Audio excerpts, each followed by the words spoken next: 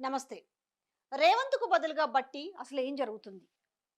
So, Delhi వేదికగా ఏం జరుగుతుందనేసి ఈరోజు సోషల్ మీడియా కావచ్చు, మెయిన్ స్ట్రీమ్ పత్రికల్లో గూడా వార్తల్లో ప్రధానాంశంగా చోటు చేసుకున్నాయి. సో, సీడబ్ల్యూసీ సమావేశాల్లో ఢిల్లీకి ఈయన కూడా పిలుపొచ్చింది. ఎందుకంటే మహారాష్ట్ర, జార్ఖండ్ ఎన్నికల నేపథ్యంలో మహారాష్ట్ర ఎన్నికల్లో డిజాస్టర్‌గా ఫెయిల్ అవ్వడంతో అసలు ఏం జరిగిందనేసి వాళ్ళొక రివ్యూ మీటింగ్ పెట్టుకున్నారు. దాంట్లో భాగంగా ముఖ్యమంత్రి రేవంత్ రెడ్డికి కూడా పిలుపుంది. కానీ ఆయన వెళ్ళలేదు. కానీ పిలుపొచ్చింది. ఆయన రాష్ట్రంలో ఎలాంటి ప్రోగ్రామ్స్ పెట్టుకోకుండా శుక్రవారం రోజు నిజంగా ఆయన ఢిల్లీలోనే ఉండాలి. ఆ సమావేశంలో పాల్గొనాలి.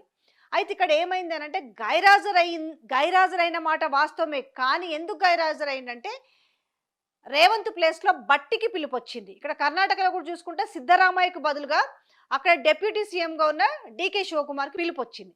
అసలు ఎందుకొచ్చింది అనే దాని మీద ఆరాధిస్తున్నారు. ఏంది అనంటే అంటే జరుగుతున్న చర్చ ఇది ఎక్కువగా ఎక్కడో కాదు. ఈ గుసగుసలన్నీ కూడా గాంధీ భవన్ వర్గాల్లోనే వినిపిస్తున్నాయి. ఏంటంటే మహారాష్ట్ర ఎలక్షన్స్‌లో దాదాపుగా 8, 9 చోట్ల ఈయన ప్రచారం చేస్తే ముక్కుతూ, ములుగుతూ ఒకే ఒక్క స్థానంలో అక్కడ విజయం సాధించారట మహారాష్ట్రలో కాంగ్రెస్ పార్టీ. ఈ నేపథ్యంలో అసలు ఏం జరిగింది? ఇంతగా ఎందుకు ఫెయిల్యూర్ అయింది? కారణం ఏంటంటే కర్ణాటకలో 5 గ్యారంటీలు, అలాగే ఇక్కడ 6 గ్యారంటీలు. అంటే అక్కడ 5 గ్యారంటీలు అనేసి పెట్టేసి అధికారంలోకి వచ్చినాము. తెలంగాణలో 6 గ్యారంటీలు అని చెప్పి అధికారంలోకి వచ్చినాం. ఎందుకంటే జనాలు నమ్మిరు. ఏ విషయంలో నమ్మిరు అనే విషయం కూడా మనందరికీ తెలిసిన విషయమే. ఎందుకంటే పాత ప్రభుత్వం ఇచ్చేదానికంటే ఇంకా మెరుగ్గా వస్తుంది, ఈ పాలన ఇంకా మెరుగ్గా ఉంటుందంటే డెఫినెట్‌గా మార్పు కోరుకుంటారు. అదే మార్పును కోరుకున్నారు. ఈరోజు ఆయన చెప్తుండు కదా! ఇయాల కరెక్ట్‌గా ఓట్లేసిన దినము రైతులందరూ కూడా కట్టకట్టుకొనొచ్చి మమ్మల్ని కోరుకున్నారు. మేము వాళ్ళ కళ్ళల్లో సంతోషాన్ని నింపినామని చెప్తుర్రు. వాళ్ళ జీవితాల్లో వెలుగులు నింపినామని చెప్తుర్రు కదా! పాపం వాళ్ళ జీవితాల్లో వెలుగులు కాదు బుగ్గిపాలు చేసిర్రు అనేసి ఇయాల రైతులు అగమ్య గోచరంగా రోదిస్తున్నారు. ఈ రెండుని దృష్టిలో పెట్టుకొని మహారాష్ట్రలో కూడా ఇదే పెట్టిర్రు ఈ స్కీమ్‌నే. కాకపోతే ఎవరు నమ్మలే. ఎందుకంటే మహారాష్ట్రలో తెలుగు వాళ్ళకి సంబంధించిన వాళ్ళు చాలా పెద్ద సంఖ్యలో ఉండడం వల్ల తెలుగు వాళ్ళంటే నమ్మిరు. అటు కర్ణాటకలో నమ్మిరు. కర్ణాటక ప్రజలు ఒక విధంగా తెలుగు వాళ్ళకు మస్తు మెసేజ్ పంపించిర్రు. వద్దురా నాయనా మమ్మల్ని నమ్మించి మోసం చేసిర్రు. మీరు కూడా మోసపోవద్దు అని చెప్పిర్రు.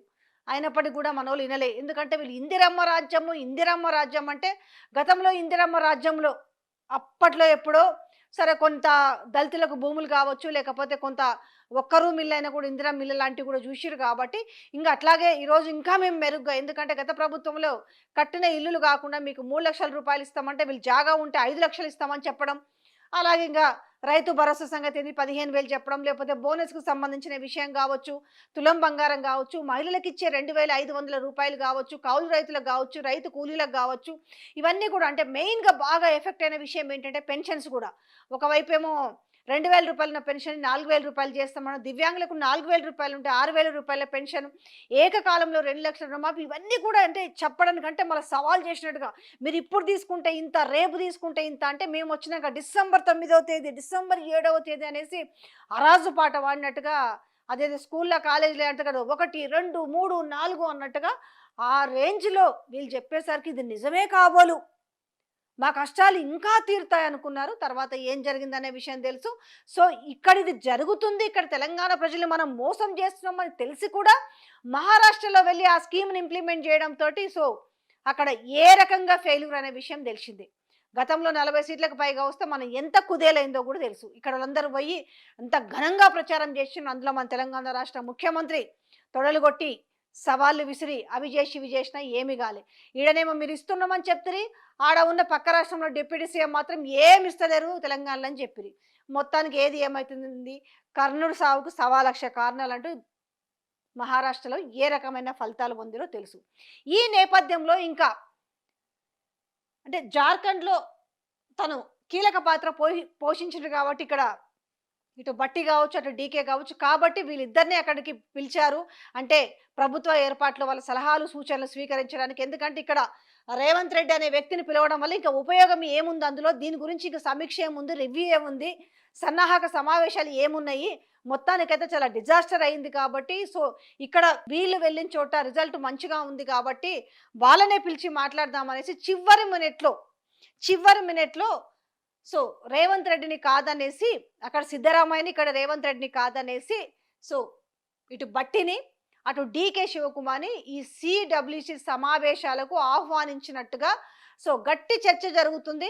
ఎందుకు రేవంత్ రెడ్డి వెళ్ళలేదనడానికి, రేవంత్ రెడ్డి ఇక్కడ రాష్ట్రంలో బిజీగా ఉండడం వల్ల వెళ్ళలేకపోయాడు. అందుకే బట్టి విక్రమార్క వెళ్లారు అనేసి గాంధీ వర్గాలు సమాధాన పరుచుకుంటున్నాయి. కానీ బిహైండ్ ద సీక్రెట్ వేరేలాగా ఉంది. ఇక్కడ రాష్ట్రము అదుపు తప్పుతున్న నేపథ్యంలో అసలు ఏం జరుగుతుంది? ఇటు ఒక మహారాష్ట్ర ఎన్నికలకు సంబంధించే కాదు, అండ్ జార్ఖండ్ ఎన్నికలకు సంబంధించిన విషయమే కాదు, అసలు తెలంగాణ రాష్ట్రంలో ఉన్న రాష్ట్రాలను కూడా జాగ్రత్తగా కాపాడుకోవాలంటే ఏం చేయాలి? ఈ సంవత్సరంలోనే ఎందుకింత వ్యతిరేకత ఏర్పడింది? అంటే మొన్న చూసిర్రు, ఒక దిలావర్పూర్లో కావచ్చు, లేదంటే లగచర్లలో కావచ్చు, రామన్నపేటలో కావచ్చు, మూసికి ఏది మొదలు పెడదామన్నా అంటే కన్స్ట్రక్టివ్గా వెళ్ళడం లేదా?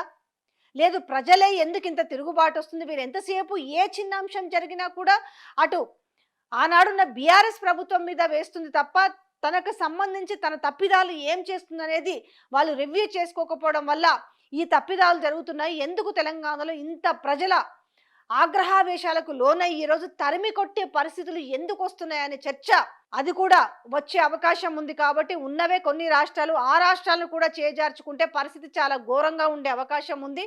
తెలంగాణలో నుంచి వస్తున్న ఫీడ్బ్యాక్ ఎవరిస్తున్నారంటే తెలంగాణలో కాంగ్రెస్ పార్టీలో ఉన్న వాళ్ళే ఇచ్చుకుంటారు, వాళ్ళ సీనియర్లే ఇస్తారు, ఎవరు ఇవ్వాల్సిన అవసరం లేదు.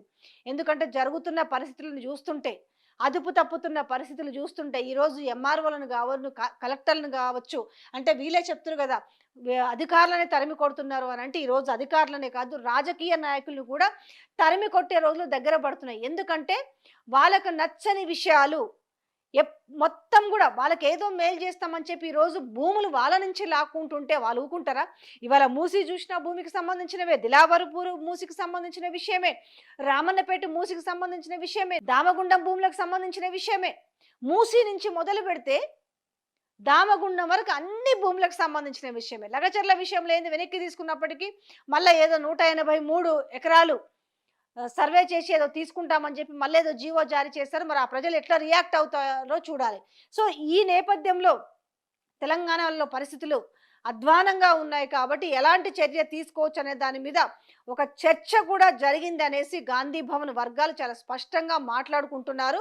ఈ నేపథ్యంలో ఏదైతే ఇక్కడి నుంచి రేవంత్ రెడ్డి ఫస్ట్ పిలుపుంది, ఆ పిలుపు ఉన్న నేపథ్యంలో తర్వాత మళ్ళీ బట్టిని పిలవడం వెనుక అసలు రాష్ట్రంలో ఏం జరుగుతుంది?